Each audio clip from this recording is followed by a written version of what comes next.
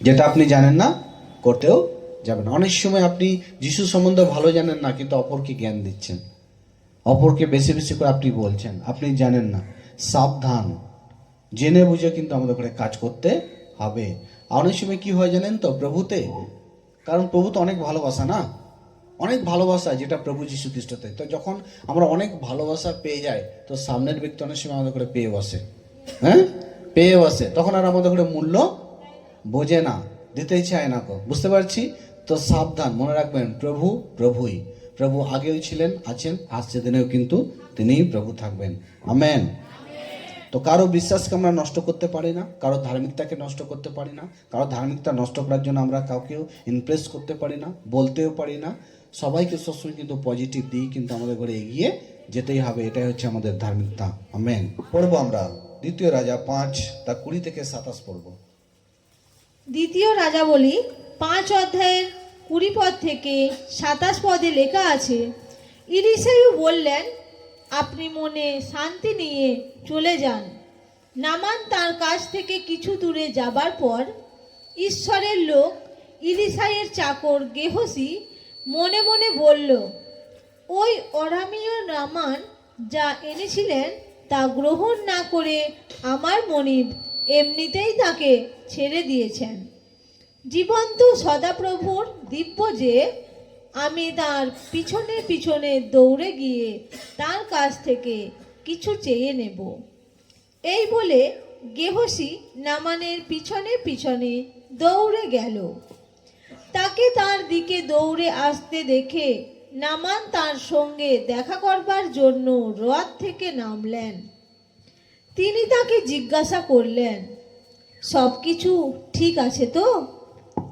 উত্তরে গেহসি বলল, সবই ঠিক আছে, তবে আমার মনিব আপনাকে এই কথা বলবার জন্য আমাকে পাঠিয়েছেন যে ইফ্রাইমের পাহাড়ি এলাকা থেকে শিষ্য নবীদের 2 জন যুবক এখনই তার কাছে এসেছেন।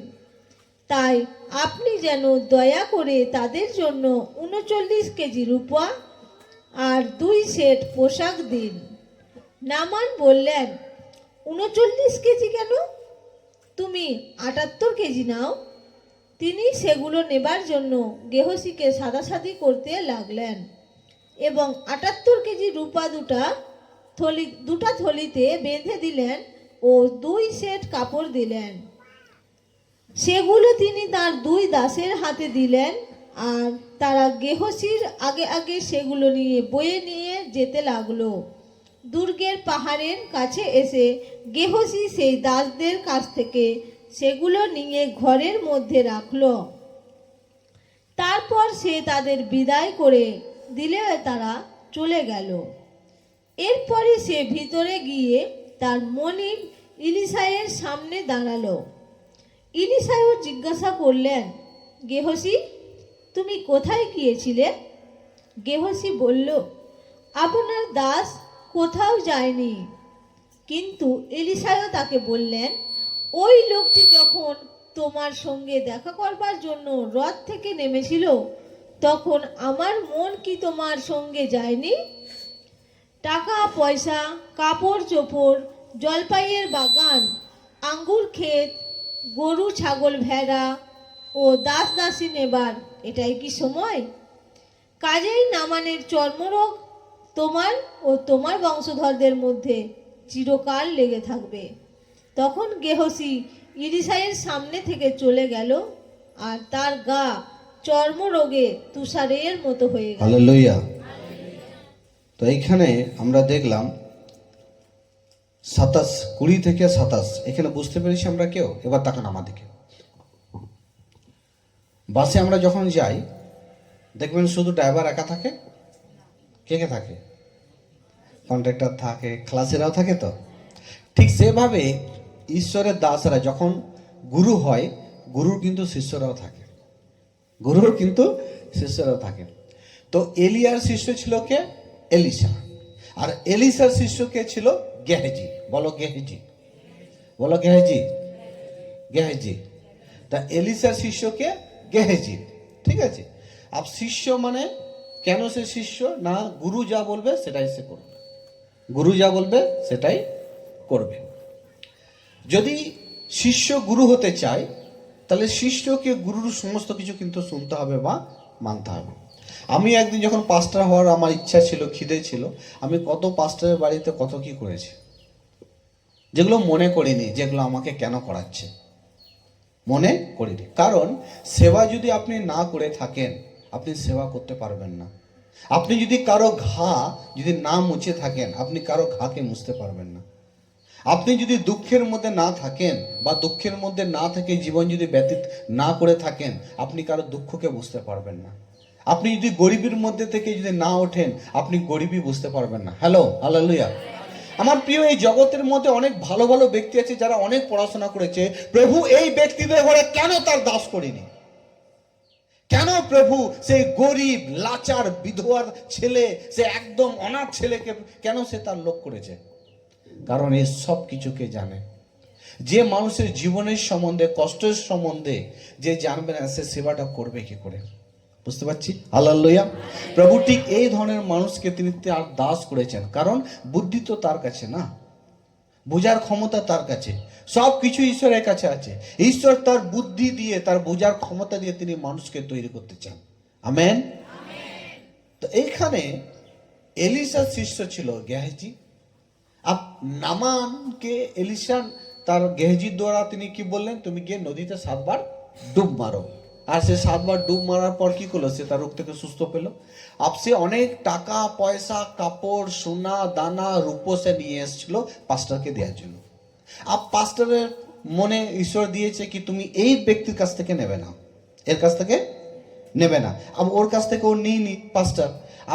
শিষ্যর মনে এখন লোভ জেগে গেছে যে আমার গুরু নেইনি, তাহলে আমি কি করব? লুকিয়ে লুকিয়ে গিয়ে তাকে বলবো যে আমার পাস্টার পাঠিয়েছে, আমাকে তুমি দাও। হ্যালো, ভালো করে শোনো। অনেক সময় হয়, অনেক সময় হয়, অনেক কিছু হয়। আর এরকম হয়েওছে আমার জীবনে, এরকম হয়েওছে আমার জীবনে, হয় এরকম। অনেক সময় দেখবেন কাউকে আমি যখন ভাবি যে শিষ্য করব, অনেক সময় কাকে যখন আমি একটু অথরিটি দিয়ে দিই না, তখন দেখবো বেশি বেশি কি হয়ে যায়, ওভার অ্যাক্টিং হয়ে যায় তার। বাংলায় একটা কথা আছে, যারা সিনিয়র না আর জুনিয়র, সিনিয়র জুনিয়রের মধ্যে পার্থক্য আছে, ছোট আর বড়োর মধ্যে পার্থক্য আছে। এই জন্যই শিক্ষা আছে একটা, কি ছোটদের সবসময় উচিত কি তারা যাতে বড়দের প্রণাম করে। হ্যালো, ছোটদের উচিত কিন্তু তারা যাতে বড়দের প্রণাম করে। মানে যে আমাদের ছোটদের সবসময় উচিত আমরা যাতে বড়দের সম্মান করি। যদি আমার বয়সে কেউ বড় হয় আমার উচিত কি তাকে সম্মান করা। আপনার বয়সে যদি কেউ বড় হয় আপনার উচিত কিন্তু তাকে সম্মান করা। তো মানুষ যে বড় হচ্ছেন ঈশ্বর, তাকে সম্মান করা দরকার। হালেলুয়া। প্রভু দাস সাউল জানতে পারলেন কি এই ব্যক্তি তো আমাদের পিছু ছাড়ছে না, এই ব্যক্তি তো সব জায়গা আমাদের বাধা দিচ্ছে। তখন তারা প্রার্থনা করে কি করছে, তারা পড়ো 11 পড়ো। তখন তারা প্রার্থনা করছে, সাউল আর বারনাবাস সেই ব্যক্তির জীবনের জন্য প্রার্থনা করছে। পড়ো তাড়াতাড়ি। দেখো, প্রভুর হাত তোমার বিরুদ্ধে উঠেছে, তুমি অন্ধ হয়ে যাবে এবং কিছুদিন পর্যন্ত সূর্যের আলো দেখতে পাবে না। পড়ে শেষ করুন। তখনই কুয়াশা আর অন্ধকার তাকে ঢেকে ফেলল এবং কেউ যেন তাকে হাত ধরে নিয়ে যেতে পারে, এই জন্য তখন সে হাতড়ে বেড়াতে লাগলো। তারপর এইসব দেখে সেই শাসনকর্তা প্রভুর উপর বিশ্বাস করলেন। হালেলুয়া। হালেলুয়া। কি হলো এখানে? প্রভুর দাসরা দেখলেন, খালি তুমি বদমাইশ করছো না, হ্যাঁ, ঈশ্বরের রাজ। অনেক লোক দেখবে না বাড়তে দেয় না, ক্রোধ হয়ে যায় অনেক সময়। আজকে দেখবেন গড়ার চেয়ে ভাঙার লোক বেশি। কিন্তু অনেক সময় তারা ভুলে যায়, অনেক সময় তারা ভুলে যায় কি মন্দ করার চেয়ে ভালো করার ক্ষমতা বেশি। Hello, hallelujah. আজকের ডেটে গড়ার চেয়ে ভাঙার লোক বেশি, কিন্তু তারা ভুলে যায়। বলে না মূর্খ আর একটা অলস, সে বলে না একটা অলস ব্যক্তি কি ভাবে, 7 জন বুদ্ধিমানের চেয়েও নিজেকে বুদ্ধিমান ভাবে। 7 জন বুদ্ধিমানের চেয়েও নিজেকে বেশি বুদ্ধিমান ভাবে। অনেক সময় মূর্খরা অনেক বেশি বেশি অ্যাডভান্সে অনেক কিছু বুঝে যায়। তারা না পড়ে তারা বলে আমি সব জানি, অথচ সে কিছুই জানে না। তো অনেক সময় দেখবেন গড়ার চেয়ে ভাঙার লোক বেশি, কিন্তু আমরা অনেক সময় এটা ভুলে যাই কি ঈশ্বরের শক্তির কাছে কোনো শক্তি টিকবে না। হালেলুয়া। ঈশ্বরের শক্তির কাছে কোনো শক্তি টিকবে না, তুমি হাজারো চেষ্টা করো না। প্রভু যীশু খ্রিস্ট আমার প্রিয় এক সময় যখন তিনি জেরুসালেমে প্রবেশ করছিলেন গাধায় বসে, তখন জেরুসালেমে অনেক বিশ্বাসীরা তারা চিল্লাচ্ছিলেন। আর যখন তারা চিল্লাচ্ছিলেন, হই হল্লড় করছিলেন, হালেলুয়া হোসান্না, সেই সময় যারা বিশ্বাস করে না যিশুকে, তারা বলছেন, প্রভু আপনি আপনার লোকদের করে বলুন না, না যাতে একটু চুপচাপ হয়, দেখুন না কত চিল্লাচ্ছে, আস্তে করে হয় না। তো প্রভু যীশু খ্রিস্ট উত্তরে কি বলছেন জানেন? যদি এই মানুষগুলো যদি চিল্লানো বন্ধ করে, আমি তোমাদের বলছি এই পাথরগুলো কথা বলবে আর চিল্লাবে। Hallelujah hallelujah. कई बार कई लोगों ने অনেক সময় मुझे भी कई लोगों ने बहुत सारा बात बताया। অনেক সময় অনেক মানুষ আমাকে অনেক সময় বলেছে कि तेरा मंडली नहीं चलेगा। मैं बोला मेरा मंडली, আমার মণ্ডলী নয়, এটা ये परमेश्वर का मंडली। हालेलुया।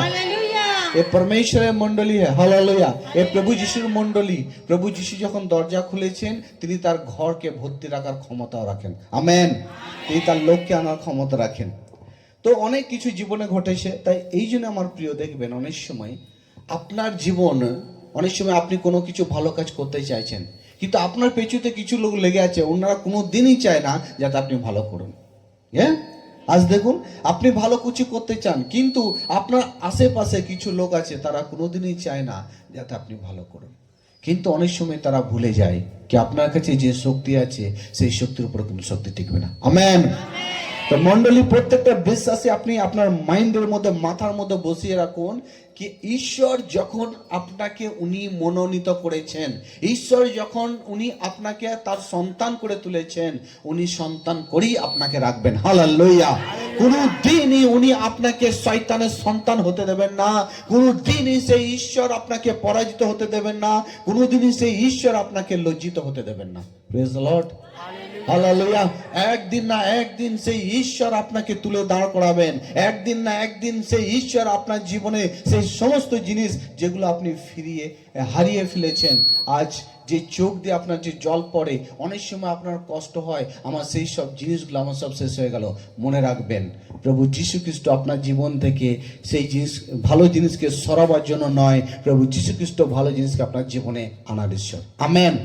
উনি আপনার জীবনের সব সমস্ত জিনিসগুলোকে এক একটা করে উনি আপনার জীবনের মধ্যে ফিরিয়ে নিয়ে আসবেন। Praise the lord. হালেলুয়া। তো এই জন্য আমার প্রিয়, আমাদের করে মনে রাখতে হবে যে ঈশ্বরের যে ধার্মিকতা, ঈশ্বরের প্রতি যে বিশ্বাস আর নম্রতা, যে ভালোবাসা, যে পবিত্রতা, যেটা আমাদের রাখা দরকার। অনেক সময় হয়তো কোনো ব্যক্তি যদি আপনাকে বলে না এটা তুমি করো না, সেটা করো না, সেসব বিষয়ের উপর আমাদের ঘরে মন দিলে হবে না। কারণ মনে রাখতে হবে যে ঈশ্বরের শক্তির ওপরে কোনো শক্তি কিন্তু টিকবে না। হালেলুয়া। কোনো শক্তি টিকবে না, জিত কিন্তু আমাদেরই হবে। আমি অনেক দিন ধরে একটা বিষয় নিয়ে আমি অনেক দুঃখিত ছিলাম कि परमेश्वर अब की आराधना एखाने मध्य है प्रभु, अब किसी उपाय प्रभु अब नहीं होगा, अब परमेश्वर ओखाने आराधना होगा। हालेलुया। अब मेरे पास अब परमेश्वर वो क्या करे, ওই দরজা সে তিনি খুলছেন। হালেলুয়া। আমরা ঈশ্বরের সময় অনুসারে আমাদের ঘরে যেতে হবে। শরীরে নিজের জ্ঞান বুদ্ধি লাগালে হবে না, ঈশ্বরের জ্ঞান বুদ্ধি লাগাতে হবে।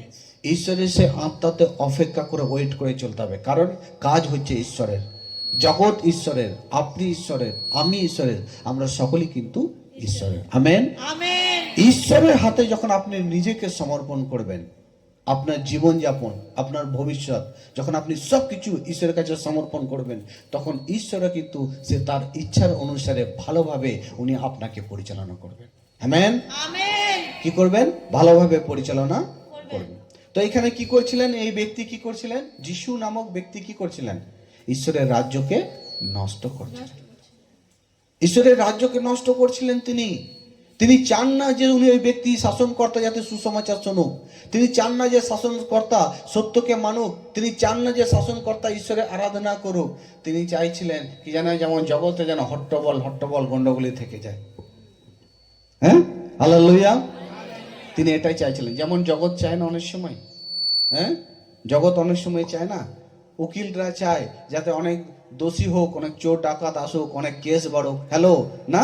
ডাক্তার চায় বানক অনেক মানুষ অনেক অসুস্থ হোক, না? মানুষ এই জগতের মধ্যে অনেক রকমের চাওয়া আছে মানুষের, কিন্তু ঈশ্বর কিন্তু কি চায়, কি করণীয়, সেটার উপরে কিন্তু কারো চিন্তা নেই। তো ঈশ্বরের রাজ্যকে নষ্ট করলে কি হতে হবে? অন্ধ হতে হবে। অন্ধ জানেন, যারা অন্ধ হয়ে যায় না, যখন আপনি অন্ধ হয়ে যাবেন, আর বাইবেল বলছে কি সর্বপ্রথম শয়তান কি করে? আপনার বুদ্ধিকে বেঁধে দেয়। আজ প্রভুতে কত বছর হচ্ছেন অনেকেই? কেউ বলবে 5 বছর স্যার, কেউ বলবে 6 বছর স্যার। যদি প্রশ্ন করি তুমি বাইবেলটা একবারও পড়েছো? বলে না স্যার, আমি পড়তে পারিনি। তার কাছে টাইম নেই। হ্যাঁ, টাইম থাকলেও কিন্তু সেখানে কি করে সে পড়তে পারেনি। কত বছর প্রভুতে? 5 বছর ধরে, কিন্তু এখনো সে ঘুমোচ্ছে, এখনো তার মধ্যে সিরিয়াস নেই। হ্যাঁ, এখনো তার মধ্যে সেই জোর নেই, এনার্জি নেই, সেই পড়ে আছে ছোট্ট বাচ্চার মতো, সেখানেই পড়ে আছে সেই স্বভাবের মধ্যে। আবার অনেক ব্যক্তি দেখুন অনেক কিছু শিখে গেছে, অনেক আপডেট হয়ে গেছে, ভেতর ভেতরে সে মজবুত হয়ে গেছে, সে নিজেকে সাজিয়ে ফেলেছে, সে রেডি হয়ে গেছে কি প্রভু তুমি কখন আসবে, এসো। যে ব্যক্তি রেডি হয়ে গেছে সে ব্যক্তি বলছে প্রভু তুমি এবার এসো, আমি আর এখানে থাকতে চাই না।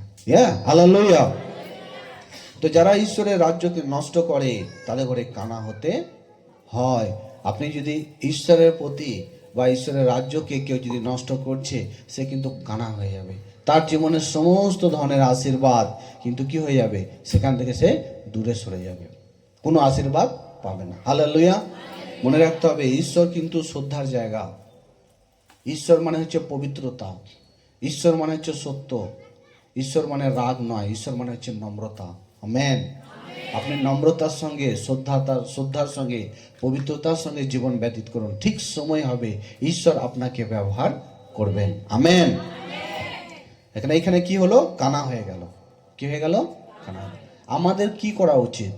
আজ মানুষের কি করা উচিত? আজ মানুষের পজিটিভ কাজ করা উচিত, পজিটিভ কাজ করা উচিত। যতক্ষণ না মানুষ ঈশ্বরকে জানছে না, ততক্ষণ কিন্তু সে পজিটিভও করতে পারছে না। একটুখানি উপকার করবে তো কালকে ফের অপকার করবে। কিন্তু যে ব্যক্তি আজ প্রভুকে ভালো করে জেনেছে, সত্যতাকে জেনেছে, সে কিন্তু প্রত্যেক দিন উপকার করবে এবং সামনের ব্যক্তির জন্য সে কিন্তু হৃদয়ে সবসময় কিন্তু সে উপকার করার আশা রাখবে। আমেন। প্রেরিতদের কার্য 13 অধ্যায়ের 4 পদ থেকে। পবিত্র আত্মা এইভাবে বার্নবা ও শৌলকে পাঠালে পর সেই দুজন সিলুকিয়াতে গেলেন। পরে সেখান থেকে তারা জাহাজে করে সাইপ্রাস দ্বীপে গেলেন। সালামিতে পৌঁছে তারা যিহুদীদের সমাজ ঘরে ঈশ্বরের বাক্য প্রচার করলেন। তখন সাহায্যকারী হিসাবে যোহন তাদের সঙ্গে ছিলেন। সমস্ত দ্বীপটা ঘুরে শেষে তারা পাফোতে আসলেন এবং সেখানে বর যিশু নামে একজন যিহুদি জাদুকর ও ভণ্ড নবীর দেখা পেলেন। সেই ভণ্ড নবীকে ইলুমা অর্থাৎ জাদুকর বলা হতো।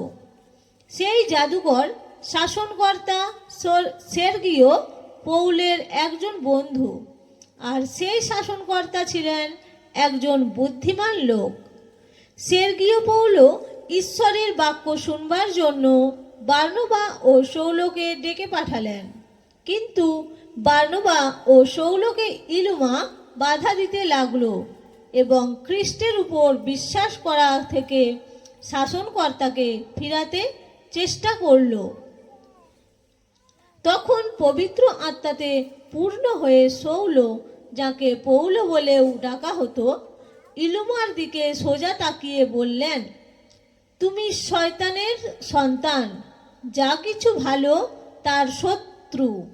তোমার মধ্যে সব রকম ছলনা ও ঠকামি রয়েছে। প্রভুর সোজা পথকে বাঁকা করবার কাজ কি তুমি কখনো থামাবে না? দেখো, প্রভুর হাত তোমার বিরুদ্ধে উঠেছে, তুমি অন্ধ হয়ে যাবে এবং কিছুদিন পর্যন্ত সূর্যের আলো দেখতে পাবে না। আমেন। কি হয়ে যাবে? অন্ধ হয়ে যাবে। আজকের টাইটেল হচ্ছে কি? ঈশ্বরের রাজ্যকে যারা নষ্ট করে, প্রভু যীশুখ্রিস্টর ধার্মিকতাকে যারা নষ্ট করে, প্রভু খ্রিস্টের উপরে যারা বিশ্বাস করছে তাদের বিশ্বাসকে যারা নষ্ট করে, প্রভুর পথে যারা চলছে যাদের করে কেউ বাধা দেয়, মানে মেন বিষয় হচ্ছে যখন আপনি ধার্মিকতা বিষয়কে নষ্ট করার চেষ্টা করছেন, যদি কেউ করে তার জীবনে কি হতে পারে, অনেক ধরনের ঘটনা ঘটতে পারে। এমনি কি ঈশ্বরের ক্রোধ রাগ সেই ব্যক্তির জীবনে নেমে আসতে পারে। আমরা জানি কি আমরা ঈশ্বরের সঙ্গে কিন্তু মানুষ যতই চালাকি করুক না কেন, কিন্তু তার চালাকি কোনোদিনই কিন্তু চিরস্থায়ী থাকবে না।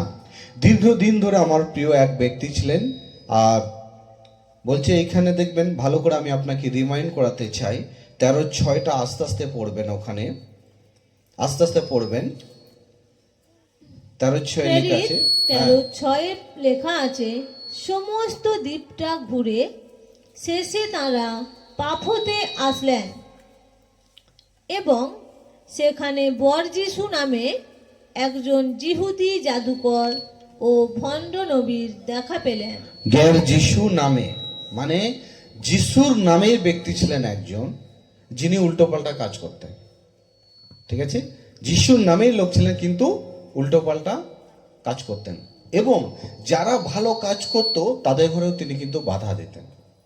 যারা ভালো কাজ করত তাদের ঘরেও বাধা দিতেন। এমন এক ব্যক্তি ছিলেন। আর এক টাপুর মধ্যে, এক টাপু বলতে ধরুন একটা নদী যাচ্ছে আর নদীটা হঠাৎ দুভাগ হয়ে গেল, মাঝখানে একটা দ্বীপ হয়ে গেল। সেই দ্বীপের মধ্যে যে মানুষেরা বসবাস করছিলেন, সেই দ্বীপের মধ্যে এমন এক ব্যক্তি ছিল। অনেক সময় আমরা দেখতে পাই যে অনেক ব্যক্তিকে আমরা দেখতে পাই, দেখবেন কি সে বিশ্বাসে নেই অথচ সে অপরকেও যেতে দেয় না, এরকম দেখতে পাওয়া যায়। খ্রিস্টানিটির মধ্যেই দেখতে পাওয়া যায়। Yes, hallelujah. বাইরের লোককে তো সে তো আলাদা বিষয়। দেখবেন আবার অনেক সময় খ্রিস্টানিটির লোকদের মধ্যেই দেখবেন, বিশ্বাসী লোকদের মধ্যেই দেখবেন কিছু লোক থাকে যারা লোককে ভাঙায়। হালেলুয়া। অন্য কেউ থাকে না। আর সেই বিষয়ই কিন্তু বাইবেলে এখানে লেখা আছে, না তো সে শিখতে চায় আর না তো সে অপরকেও শিখাতে চায়। এই জন্যই বাইবেলে লেখা আছে, না তো তু খুদ প্রবেশ করতা হ্যায় না দুসরে কো প্রবেশ করনে দেতা। এর মানে হচ্ছে তুমি তো নিজেও স্বর্গ যাওয়ার ইচ্ছা রাখো না আর অপরকেও যেতে দিতে চাও না। এরকম ব্যক্তি কিন্তু অনেক আছে।